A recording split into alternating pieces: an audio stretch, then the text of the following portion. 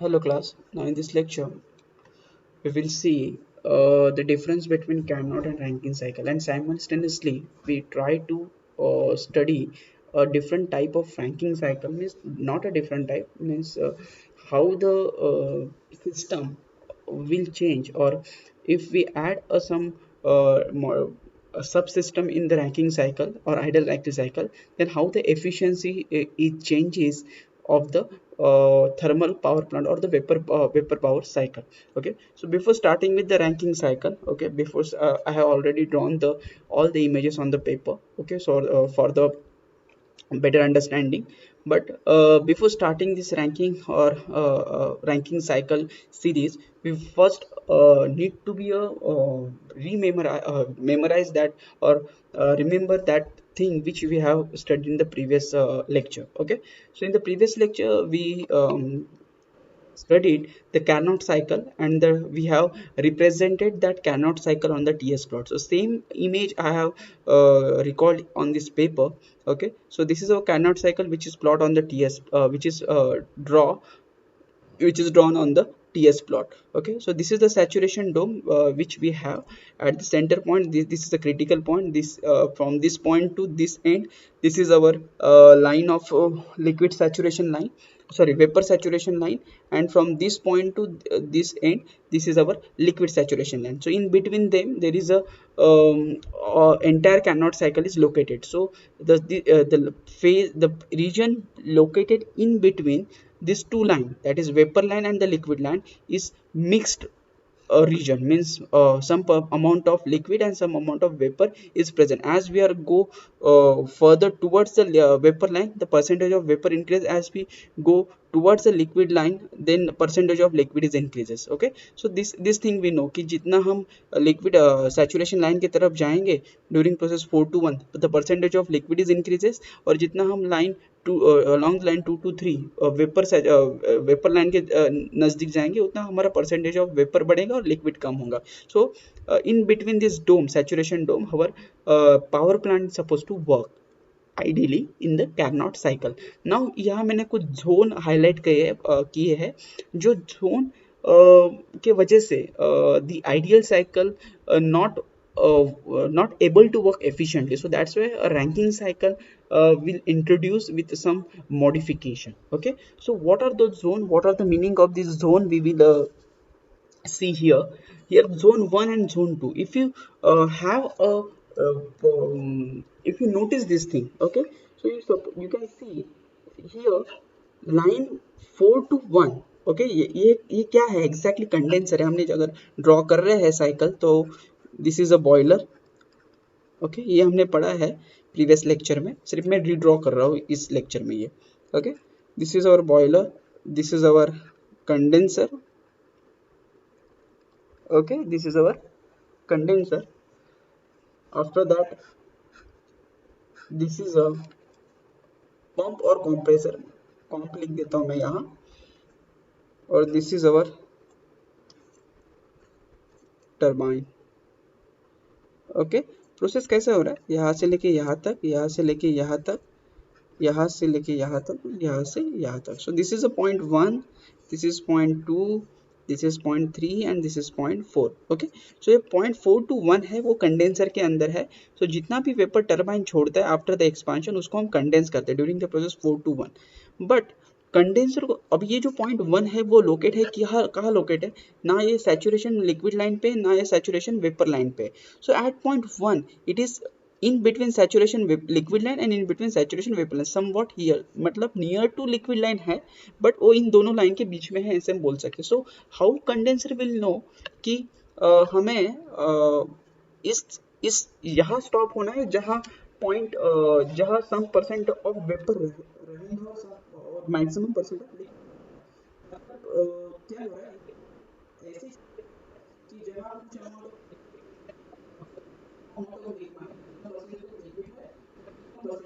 Vapour है, को ये पता नहीं चलेगा. Practically it is not possible to monitor exactly यहाँ इस वो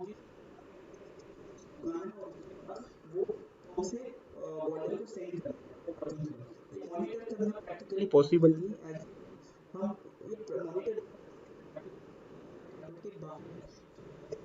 इस तरह कंडेंस करो कंडेंसर में कि कुछ percent of maximum percent of liquid. So ऐसे मॉनिटर करके उसको कंट्रोल करना है प्रैक्टिकली पॉसिबल नहीं है। इसके वजह से जोन 1 में हम हमें कुछ मॉडिफिकेशन करना जरूरी है कैनोट साइकिल में। ओके, सेकेंड थिंग, ये जो पंप है या कंप्रेसर है, ये क्या कर रहा है, ये कंडेंसर ने कंडेंस किया हुआ liquid it will forward to boiler, and the compressor can only handle a liquid, or pump can only handle a liquid. Okay, अगर वेपर है, अगर यहाँ क्या हो रहा है, in this point we can you can notice कि all the liquid, all the vapor get not all the vapor is not converted into 100% liquid, because this point 1 is not located on the saturated liquid line. When this point 1 is lie on saturated liquid line, then and then only we can say कि 100% liquid में condense हुआ है vapor. Okay, but condense हुआ है क्या, नहीं, partly condense हुआ है. So that vapor हम बॉयलर में नहीं भेज सकते, या कंप्रेसर उस वेपर को पंप नहीं कर सकेगा. सो हमें क्या करना है, कंडेंसेशन जो प्रोसेस है, we have to do 100% zone 1 में. सो ये जोन 1 का जो पॉइंट 1 है वो सैचुरेशन लिक्विड लाइन पे से स्टार्ट होना चाहिए. ओके, एक्चुअल प्रैक्टिस में, but in case of the ideal cycle it is started before, it starting from before, it located before a saturation liquid line, means in between saturation vapor and saturation liquid line के बीच में है, which is not allowable. Okay, and second thing we have to also say कि ये जो pump है, अगर pump को 100% liquid हम नहीं देंगे, सो समझो अमाउंट ऑफ वर्किंग फ्लूइड जो बॉयलर को जाएगा वो साइकिल बाय साइकिल कम होते जाएगा. क्योंकि अगर 100% कंडेंसर काम 100% एफिशिएंसी पे अगर कंडेंसर काम नहीं कर रहा, 100% एफिशिएंसी का मीनिंग क्या हो रहा, क्या है इधर, कि कंडेंसर जो भी कंडेंस कर रहा है वो सारा वेपर 100 लिक्विड में कन्वर्ट हो जाएगा. मतलब ये पॉइंट 1 लिक्विड सैचुरेशन पॉइंट पे आना चाहिए. अभी हम बोलेंगे कि 100% एफिशिएंसी काम कर रहा है. सो जब तक कंडेंसर 100% लिक्विड में कन्वर्ट नहीं करता वेपर को, जो वेपर है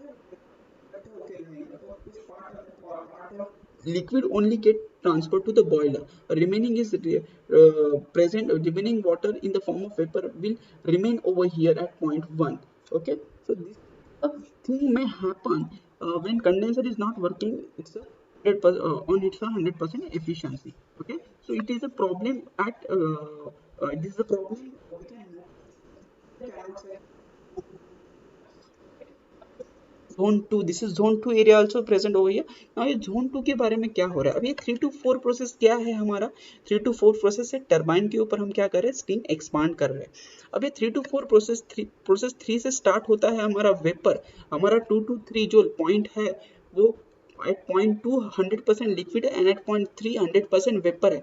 बट ये 100% वेपर हम यहाँ से छोड़ रहे हैं डायरेक्टली टरबाइन के ऊपर, बराबर, यहाँ से छोड़ रहे डायरेक्टली टरबाइन के ऊपर. बट जैसे हम इसको एक्सपांड करते हैं टरबाइन के ऊपर, क्या हो रहा है, वो वेपर लिक्विड में कन्वर्ट हो जा रहा है, क्योंकि प्रेशर ड्रॉप कर दिया ना हमने. तो क्या हो रहा है, 3 to 4 सैचुरेशन वेपर लाइन से नीचे आता है, तो एक कौन से जोन में आके आ गया, लिक्विड और लिक्विड प्लस वेपर जोन में आ गया. पॉइंट है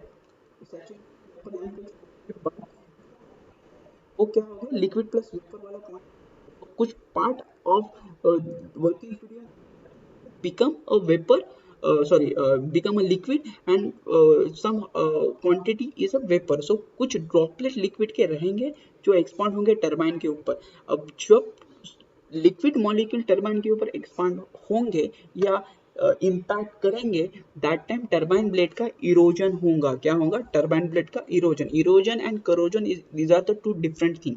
erosion means what, etching off, मतलब टरबाइन को वो खुरे देगा. Turbine will the turbine start to wear out due to that impact of liquid molecule or liquid particle. So this thing is called as the erosion, means etching of metal particle from the blade. Turbine blade is called as the erosion, and wear of turbine is increases. Okay, so to avoid that, what we have to do, this 3 to 4 should be, these 3 to 4 portions should be most most part of this 3 to 4 process should be vapor form, liquid form, or minimum, very minimum liquid should particle should be there during the expansion. So this is a zone 2 drawback, which is can notice in the Carnot cycle. So zone 1 and zone 2 are the two drawback which we are facing in ideal Carnot cycle. Okay, ideal Carnot cycle में हम ये two drawback face करते हैं. Now हम देखेंगे ranking cycle in zone 1 और zone 2 के वजह से डेवलप हुई है. सो रैंकिंग साइकिल में तीन फेजेस में रैंकिंग साइकिल हम देखेंगे. The first phase the ideal Rankine cycle. अब हम आइडियल रैंकिंग साइकिल देखते हैं पहले. आइडियल रैंकिंग साइकिल और जो हमारा कार्नोट साइकिल, ये यहाँ मैंने कार्नोट साइकिल निकाला है. ओके, ये हमारा कार्नोट साइकिल है और ये हमारा आइडियल रैंकिंग साइकिल है. अभी इसमें डिफरेंस क्या है वो देखो. अगर आप नोटिस करोगे तो यहाँ 2 to 2 डैश कंडेंसर यहाँ भी है, यहाँ भी है, टर्बाइन यहाँ भी है, यहाँ भी है अवेलेबल, बॉयलर यहाँ भी है, यहाँ भी बॉयलर अवेलेबल है, पंप यहाँ भी है और यहाँ भी पंप या कंप्रेसर है.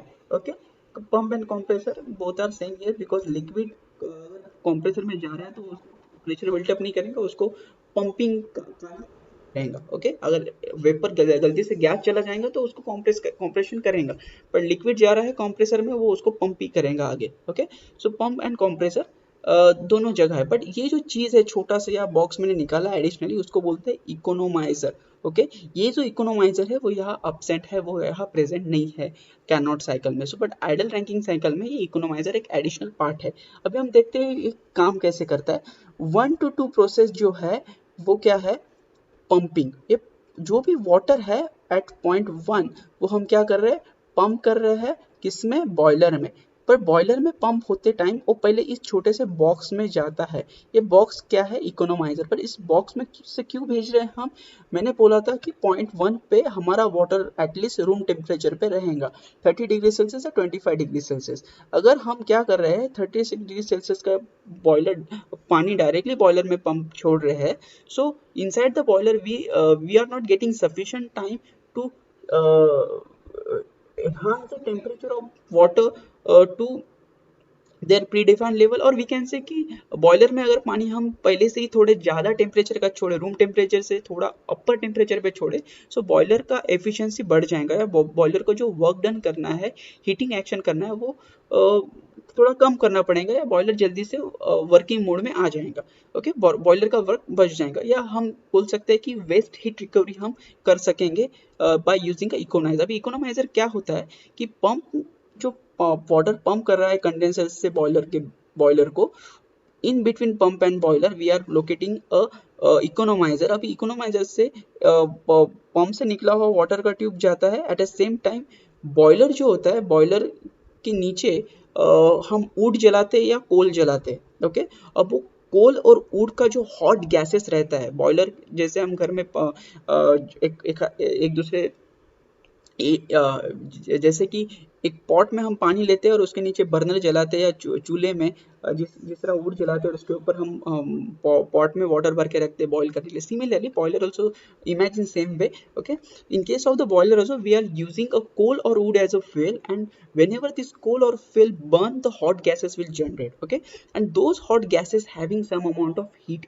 energy. So that hot gases which is coming from the boiler, okay, we are forwarding into this economizer. Okay, so through this box, water from the pump also passing and hot gases from the boiler also passing. So due to the temperature difference in between these two lines, this dotted line showing the hot gases from the boiler which is coming from the combustion of the wood or the coal, okay, which is coming from the boiler and entering to the economizer. So the temperature of this flue gases is more as compared to the pumping water by the compressor or pump into the boiler. Okay, so due to the temperature difference between these two, okay, heat exchange will take place and the whatever the water pumped by this pump to the boiler get heated somewhat. Okay, so whatever the temperature is 30 degrees Celsius, it reaches to the 40 degrees Celsius or 50 degrees Celsius. Now boiler have a temperature of 50 degrees Celsius water as a input. Okay, so now जो भी boiler में पानी जाने वाला है वो हमारा 50 degree Celsius पे रहेगा. In case of the this Carnot cycle that was 30 degree Celsius room temperature. So उसके वजह से क्या होता है, थोड़ा सा एफिशिएंसी इस चीज का बढ़ गया. After that what will happen, अभी क्या है कि बॉयलर को थोड़ा कम वर्क करना पड़ा. अभी ये बॉयलर फेज ट्रांसफॉर्मेशन करेगा, टेम्परेचर फर्दर ऐड करेगा पानी में और उसको वेपर फेज में कन्वर्ट करेगा. Now that vapour is allowed to expand in the turbine and after that expansion process again it get condense and again this process is continue. Okay, rest of the thing is same as of this thing, only this box is get added in ideal ranking cycle. now हम इसका TS plot देखते हैं. अब ये TS plot कैसे हुआ. Zone 1 तो था हमारे इस TS प्लॉट में, मैंने क्या बोला था कि कंडेंसर 100% एफिशिएंसी पे काम करना चाहिए, देन ओनली दिस कंप्रेसर और pump can pump a water और working fluid into the boiler, because pump or compressor can only handle a liquid. Okay, pump can only handle a liquid. वो अगर vapour को वो pump नहीं कर सकेगा, vapour क्या गैसेस फॉर्म है उसको बॉयलर को नहीं दे सकेगा. तो this thing can only handle a liquid. So 100% efficiency पे हमारा कंडेंसर काम करना चाहिए. उसके लिए ये 0.1 लिक्विड सैचुरेशन लाइन से स्टार्ट होना चाहिए. सो सिमिलरली यह हम क्या कर रहे हैं, कंडेंसर हमारा 100% एफिशिएंसी पे काम करेगा. इसका हम ये हम इंश्योर करते हैं और ये हमारा 0.1 है वो लिक्विड सैचुरेशन लाइन से ही स्टार्ट होता है. Okay, in case of the ideal ranking यही वही सैचुरेशन डोम है जो हमने कार्नोट के लिए निकाला था. This is our critical point. Okay, this is our critical point. Okay, this is our critical point. Critical point की इस साइड में है हमारा ये जो लाइन है, इसको बोलते हैं हम सैचुरेटेड वेपर लाइन. और क्रिटिकल पॉइंट से यहाँ तक जो लाइन है उसको हम बोलते हैं सैचुरेटेड लिक्विड लाइन. ये है सैचुरेटेड वेपर लाइन. अभी 0.1 से स्टार्ट हो रहा है. सो 0.1 से लेके 2 तक ये जो है हमारा क्या है, liquid water in room at the room temperature. Okay, room temperature पे है. नाउ अब क्या होगा, हम क्या कर रहे हैं, इकोनोमाइजर हमने ऐड किया 2 to 2 dash. Okay, 2 to 2 dash है, ये 0.2 है, 0.2 डैश. सो 0.2 to 2 डैश ये हमारा क्या है, इकोनोमाइजर है. सो इकोनोमाइजर से क्या होगा, टेम्परेचर थोड़ा बढ़ जाएगा, टेम्परेचर बढ़ेगा. देखो टेम्परेचर बढ़ रहा है, 2 और 2 डैश का अगर हम डिफरेंस ले तो हमारा क्या है, टेम्परेचर बढ़ गया. ओके, और वो कहाँ आएगा, हमारे सैचुरेटेड लिक्विड लाइन पे. ओके, नाउ ये सैचुरेटेड लिक्विड लाइन से क्या हो रहा है, 2 डैश टू 3 ये हमारा क्या होगा, बॉयलर के अंदर का फेज 2 डैश टू 3 बॉयलर में गया, फेज ट्रांसफॉर्म हो गया और सीधा टरबाइन पे एक्सपांड हुआ. नाउ अभी वो जोन 2 वाला जो प्रॉब्लम था इस साइकिल का वो वैसे ही रहा, क्योंकि मैंने क्या बोला था कि 3 to 4 जो प्रोसेस है कैनॉट साइकिल में था, उसमें पार्ट ऑफ लिक्विड रहेगा और वेपर गैस के साथ. So that part of liquid जब टरबाइन के ब्लेड पे इम्पैक्ट करेगा तब इरोजन होगा. सो ये आइडियल रैंकिंग साइकिल में भी वैसे ही हो रहा है कि 3 to 4 है, उसके दरमियान क्या हो रहा है कि part of liquid still present in the expanding working fluid on the turbine blade. Okay, और वेपर गैस के साथ. So liquid droplet will responsible to make erosion of the turbine bed. So वो प्रॉब्लम वैसे ही रहा, but zone 1 का जो problem था वो रिजॉल्व हो गया, क्योंकि हम 100% लिक्विड को ही ले रहे हैं कंडेंसर से. सो कंडेंसर हमारा 100% एफिशिएंसी पे काम कर रहा है, ये हमने इंश्योर किया. और हमारा जो कंडेंसर है वो क्या करेगा, लिक्विड को ही आगे भेजने वाला है और पंप उसको ही आगे बॉयलर में सेंड करने वाला है. सो वो जोन 1 वाला प्रॉब्लम सॉल्व हो गया हमारे यहाँ. नाउ हम क्या करते हैं, दूसरा जो जोन 2 का जो प्रॉब्लम आ रहा था उसको भी रिजॉल्व करने के लिए कुछ तो मॉडिफिकेशन करेंगे. किसमें, हमारे आइडियल रैंकिंग साइकिल में जो इसमें हम कुछ तो मॉडिफिकेशन करेंगे. तो ये जोन 2 का जो प्रॉब्लम है वो भी रिजॉल्व हो जाए. अभी हम देखते हैं दूसरा रैंकिंग साइकिल. ओके, दूसरा रैंकिंग साइकिल में सुपर हीट. ओके, और super heater we can say. अब इसमें पहले ये डायग्राम देखते हैं हम, स्कीमेटिक डायग्राम. इसमें हमने क्या ऐड किया, ये इकोनोमाइजर है जैसे कि वैसे, जो हमारे ऊपर के जैसे कि वैसे नेक्स्ट वर्जन में भी है, अवेलेबल है, उसका वर्किंग सेम है जैसे हमने भी है। सिर्फ एडिशनल थिंग अगर आप नोटिस कर पाओगे, so this is the super heater which is located, so this boiler are coming with the additional accessories that is known as a super heater. अभी सुपर हीटर क्या करता है that will see. Okay, first of all, just start from the point one. Point one, at the point one, we are having 100% liquid or 100% water. That 100% liquid from the condenser get pumped by the our available pump or electric pump. That pump sending that water into the economizer, and inside the economizer, similarly, as we have seen in the previous ideal ranking cycle, that economizer, inside this economizer, the room temperature of water is raised somewhat. Okay, and it forwarded to the boiler. Okay, so 2 to 2 dash is the process inside the economizer. Okay, after the economizer, this introduced into the boiler. Boiler में क्या हो रहा है कि boiler will create a vapor at high temperature and at high pressure. But वो जो point था ideal Rankine cycle में बॉयलर का, वो वेपर सैचुरेशन पॉइंट पे आके रुक रहा था। Okay, but here in ideal ranking plus super heater system में हम क्या कर रहे हैं, after the boiler one more additional accessories we are introducing or connecting to the boiler, that is superheater, which is denoted by symbol sp over here. Okay, so ये है superheater. Once the boiler develop its vapor at high temperature and high pressure, okay, वो vapor further superheat होता है in order to push that vapor into superheat region. Okay, now उसका benefit क्या होगा वो हम देखेंगे.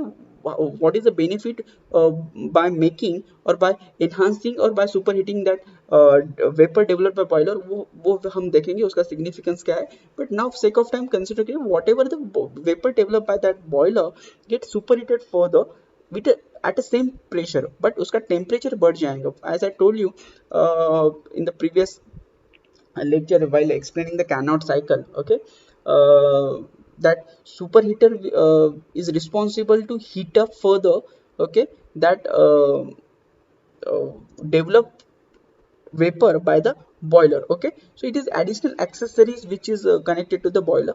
So superheater further enhance the heat, further enhance the temperature of the vapor developed by the boiler. After that, the high temperature, so high temperature and the high pressure working fluid, that is vapor, is allowed to expand inside the turbine, and after the expansion completed inside the turbine, it is entered to the condenser, and further condenser, as I told you, the condenser is working at 100% efficiency, so 100% liquid conversion is there, and that 100% converted liquid get further pump by pump to the boiler. Okay, through the economizer. So this processes go on as the cycles running. Now we will see the how the effect of superheater is coming to the picture in case of the TS plot. Okay, so this is a point one from where we are starting. Okay, at point one it is directly located at the saturated liquid line. हम 100% liquid ही ले रहे हैं condenser से. 1 to 4 is the process inside the condenser.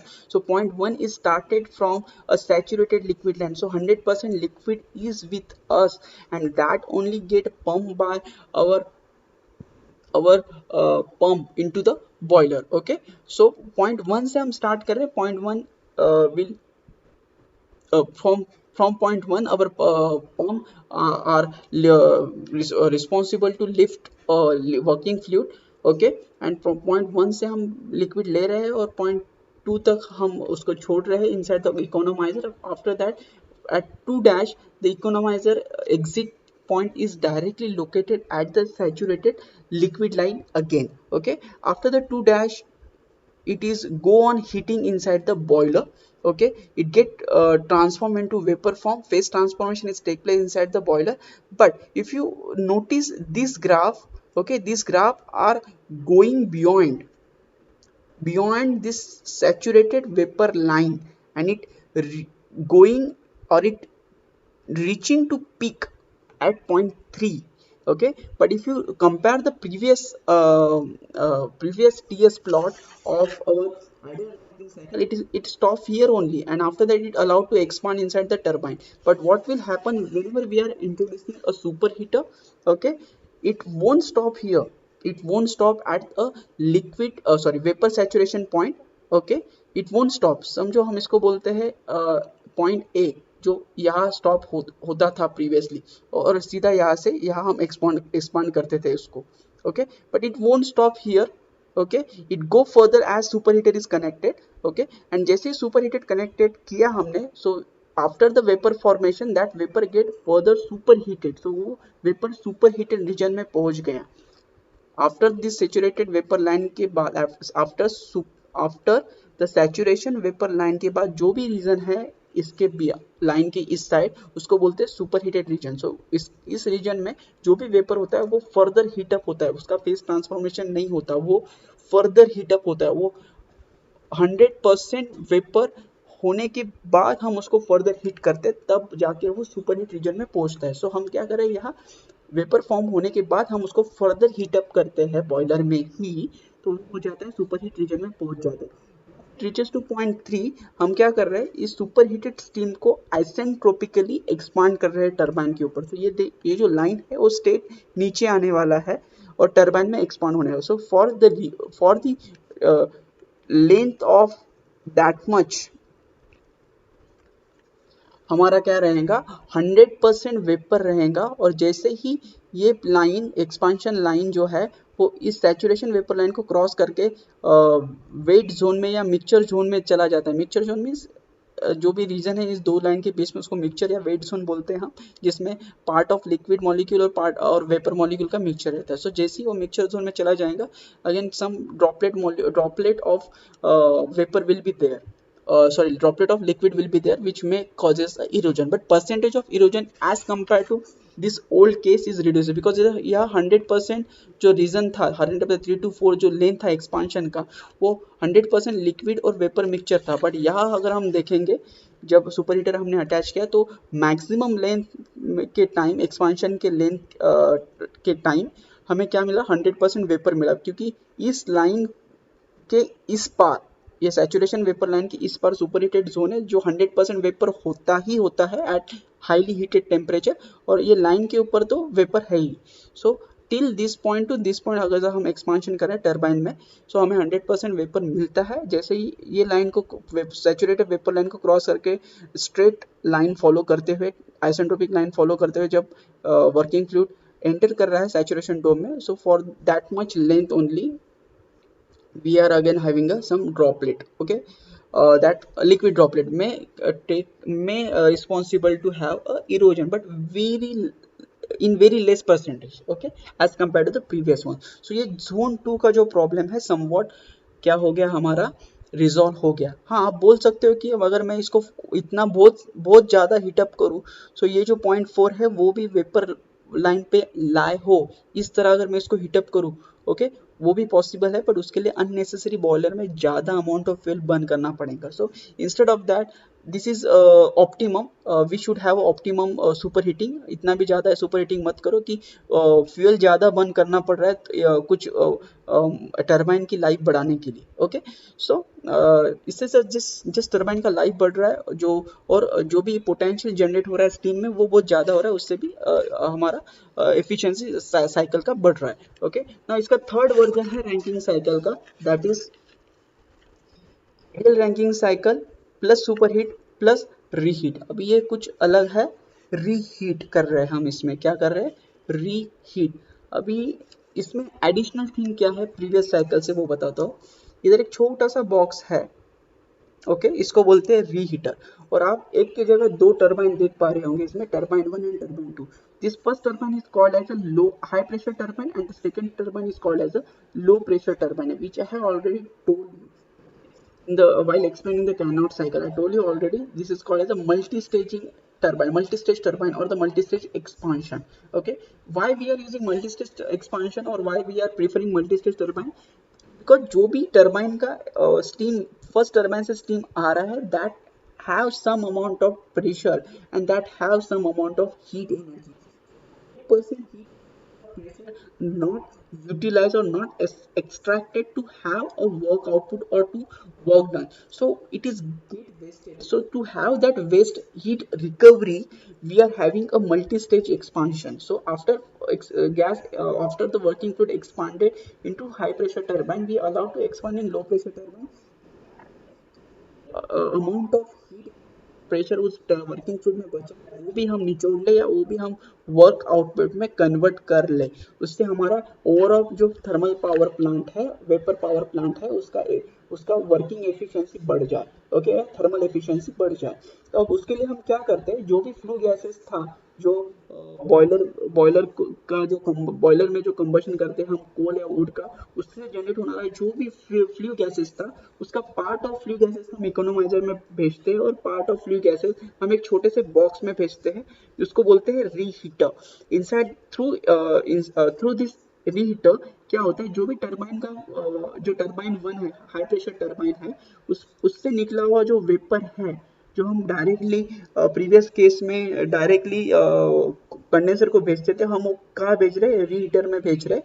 और इस box में क्या होता है, vapor from first turbine and the flue gases from boiler are passing and they are sharing the heat energy with each other।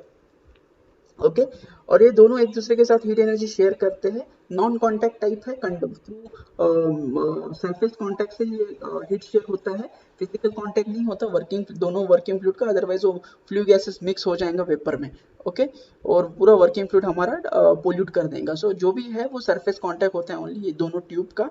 Okay, सो उसकी because of the surface contact the hot flue gases are share the heat with the vapor and that vapor get again reheated somewhat. After the reheating, this reheated vapor is again forwarded to the second turbine, or we can say low pressure LP, that is low pressure turbine. This is called as the HPT, high pressure turbine। Okay, so high pressure and low pressure turbine से दो होते हैं। सो low pressure turbine में वो reheated vapour हम भेजते हैं। सो उससे क्या होता है, फर्दर एक्सट्रैक्शन होता है। ये टर्बाइन का शाफ्ट फिर से घूमता है और उसको हम किससे कनेक्ट करते हैं, एसी जनरेटर। ये टर्बाइन वन और टर्बाइन टू दो सेपरेट जनरेटर को कनेक्टेड रहेंगे। ओके, सो इस तरह से ये टर्बाइन भी घूमेगा और जनरेटर को घुमाएगा, सो इलेक्ट्रिसिटी डेवलप होगा। आफ्टर दैट जो भी वेपर है वो बचा हुआ उसको फर्दर करने में कोई थर्ड स्टेज पे भी कर सकते हैं। ये टू स्टेज हो गया, two stage expansion, three stage में भी हो सकता है, बट अगेन रीहीटिंग करना पड़ेगा। सो हम क्या कर रहे हैं, जो भी वेपर है टर्बाइन टू से, लो प्रेशर टर्बाइन से, वो हम कंडेंसर में अलाउ कर रहे हैं कंडेंस होने के लिए। आफ्टर दैट देयर 100% कंडेंसेशन, वो पंप को जाता है, पंप भेजेंगे बॉयलर से होते हुए, वो अगेन टर्बाइन वन और टर्बाइन रीहीटर में जाएंगे और रीहीटर से अगेन टर्बाइन टू में होते हुए फिर से कंडेंसर में पहुंचेगा। So this cycle will go on as system is running. Okay, now हम यही चीज अभी टीएस प्लॉट पे देखेंगे, टीएस प्लॉट पे क्या हो रहा है। Zone 1, that is point 1, condenser का outlet 100% liquid, okay, which is forwarded to the pump. Pump will pull that 100% liquid and forwarded to the economizer. Okay, once it's entered to the economizer, it heat up somewhat at above the room temperature, okay, above 30 degree or 40 degree Celsius. So whenever it entering to the boiler, it will have some considerable amount of temperature at 2 dash. After entering to the 2 dash into the boiler, the phase transformation is take place। phase transformation मतलब क्या हो रहा है, हमारा जो liquid है वो क्या हो रहा है, किसमें कन्वर्ट हो रहा है, वेपर में कन्वर्ट हो रहा है इनसाइड द बॉयलर। नाउ अभी क्या हो रहा है, point 2 dash two 3, point 2 dash two 3, अब इसको हम पॉइंट ए बोलते हैं। Vapour liquid vapour saturation point line पे है, पॉइंट ये है, ए है। अब ए से 3 तक ये क्या है, सुपर हीटर है। क्या है, सुपर हीटर। सो बॉयलर को ही कनेक्टेड है। आफ्टर दैट 3 to 4 ये जो एक्सपांशन हो रहा है, ये हाई प्रेशर टरबाइन में एक्सपांशन हो रहा है। कहाँ हो रहा है, हाई प्रेशर टरबाइन में एक्सपांशन हो रहा है। Process 3 to 4, this is a process inside the high pressure turbine में एक्सपांशन है। स्ट्रेट लाइन नीचे आ रहा है, that is isentropic process, isentropic expansion. Entropy is the constant, straight line नीचे। ओके, सो हाई प्रेशर टरबाइन में एक्सपांशन हुआ। After it exit or after it escape out from the high pressure turbine at point 4, it again introduce or again it again forwarded to the reheater. अब reheater के अंदर क्या हो रहा है, उसका टेम्परेचर फर्दर बढ़ रहा है. अभी reheater में उसका टेम्परेचर फिर से बढ़ गया तो अगेन वो क्या हो जाएगा, वेपर सैचुरेशन लाइन को क्रॉस करते हुए अगेन फिर से फिर से सुपर हीटेड जोन में चला जाएगा at is that at the point of 4 dash. So यहाँ ये है 4 डैश, पॉइंट 4 डैश पे चला जाएगा. अगेन वो लो प्रेशर टर्बाइन में हम इसको इंट्रोड्यूस करेंगे. सो this is the expansion inside the low pressure turbine. Low pressure turbine से अगेन वो आइसेंट्रोपिकली एक्सपांड होगा, मीन्स स्टेट एक्सपांड हो रहा है. अब जैसे ही वो स्टेट एक्सपांड होगा, एक्सपांड होने के बाद समवॉट वेपर सैचुरेशन लाइन को क्रॉस करते हुए वो मिक्स्ड और वेट रीजन में आ जाएंगे. जैसे कि वो हाई प्रेशर टर्बाइन के टाइम आया था, एक्सपांशन के टाइम आया था, वैसे ही लो प्रेशर टर्बाइन के टाइम वो फिर से वेपर सैचुरेशन लाइन को क्रॉस करते हुए मिक्सचर और वेट रीजन में आ जाएगा eight point 5. After that it again forwarded to the condenser. So 5 to 1 is the conversion of that vapor to the liquid. So जब से वो पॉइंट 1 पे पहुंचेगा वो 100% liquid at the exit of the condenser हमको मिलेगा. अगेन 1 to 2 हमारा जो भी पंप है वो पंप करेगा 100% liquid to boiler through economiser. So this is the process. This is the final cycle which we refer in the power plant. Okay, that is called as a Rankine cycle with superheat and reheated treatment. Okay, so not necessary always reheater will be there, but superheater is there. Okay, क्योंकि zone 1 and zone 2 में जो problem हो रहा था Carnot cycle में, okay, that is zone 1 problem and zone 2 problem, उसको overcome करना है तो हमको सुपर हीटर यूज करना ही है. रीहीटर यूज नहीं किया तो भी चलेगा. रीहीटर हम क्यों यूज कर रहे हैं, हमको मल्टी स्टेजिंग एक्सपांशन अगर करना है, मल्टी स्टेजिंग एक्सपांशन अगर हमें करना है तब जाके हम रीहीटर यूज करते हैं. अगर आपको मल्टी स्टेजिंग टर्बाइन नहीं करना है, सिंगल स्टेज ही टर्बाइन और सिंगल टर्बाइन ही आप यूज कर रहे हो, that is high pressure turbine ही अगर आप यूज कर रहे हो, so no need of this reheater. You can only employ a boiler with superheater, okay, and economizer. So इतने ही ये मिनिमम एक्सेसरीज है जो रैंकिंग साइकिल में यूज होता है. इससे भी और नंबर ऑफ एक्सेसरीज अवेलेबल है बॉयलर के लिए जो बॉयलर का एफिशिएंसी बढ़ाता है, उसको बोलते हैं accessories and mounting of the boiler. So यहाँ हमने सिर्फ 2 ही मिनिमम एक्सेसरीज देखा जो बॉयलर के साथ आता है in order to avoid losses happen during zone 1 and zone 2 area. Okay, so this is the ranking cycle and the Carnot cycle we have completed over here. If you feel any difficulty, please do ask me in our comment section. Thank you.